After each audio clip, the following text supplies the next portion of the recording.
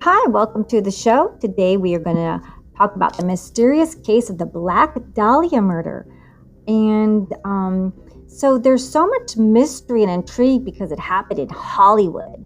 Hollywood, and where dreams get made. Everyone comes here to be an actor, but nowadays you can be a social media star and not even living in Los Angeles. But back then, everyone came to Hollywood to make their dreams as an actress. And it happened in 1947, and it remains one of the oldest case that are unsolved murder cases in America, probably best known next to the Jack the Ripper murders in London. So these two are still unsolved, and the victim was called the Black Dahlia by the media, and she was a 22-year-old girl. She was a hopeful actress. Her name was Elizabeth Short, and her body was mutilated. Oh my gosh. Her body was cut in half. It's just so horrific. And her body was found by a mother walking in the woods. And what's very interesting and notable is there was no blood found at the scene. How was it possible for the body that was, it's not a magician show where you cut the lady in half in front of the magician show, in front of the audience, but this was an actual real live human body chopped in half. There would obviously be tons of blood. So where was the blood? Was the body dumped after what? Who would be so demented and evil and twisted and just on the far left side of humanity to do this horrific thing to a person, a human being? So and the mother who found her thought she saw a mannequin. So the girl must have been beautiful, and I just can't even imagine it. And they said that over 200 people have been suspected in Elizabeth's Short murder, and even several people have confessed to leaving her body in the vacant lot. So, and people kind of compare it to the Bonnie Bakley murder. But on January 15, 1947, a mom was walking in the neighborhood and found the body. She found a naked woman, and Elizabeth was sliced clean, like in half, just kind of like Jack the Ripper. Like someone just, this is just really terrible. So the body was just a few feet from the sidewalk, and there were cuts on the body, horrific mutilations, and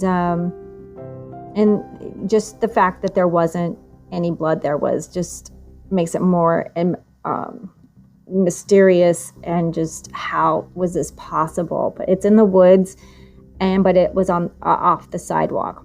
So the LA Police Department asked the FBI to help, and they identified the body because they got fingerprints, because she was drinking underage, so they had her fingerprints actually on file, and they found it was indeed Elizabeth Short, a 22-year-old, and she loved wearing, I guess, black clothing. A lot of people like wearing black clothing. Maybe back then it was like goth, who knows? But because she wore black, and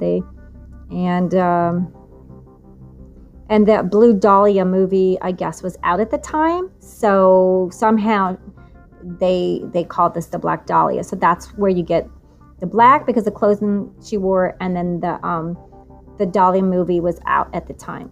So the body was found near Leimert Park, and her killer was never found. And let's see, she was born in Boston, Massachusetts in 1924, July 29. And she was one of 5 daughters of Cleo and Phoebe May Short. And Cleo just left the family, and She wanted to become an actress, so she soon came to live in Los Angeles in the 1940s. She was working as a waitress, which everyone pretty much works as a waitress or, retail or something when they come out here, because not everyone's a multimillionaire. And she, just didn't get her chance. And she was found nude, and it was on that 3800 block of LA's South Norton Avenue. And the detective said it was pretty horrific. And they worked on the case, and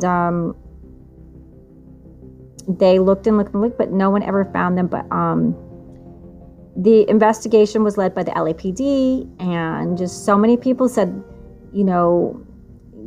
had false reports, and there was no evidence.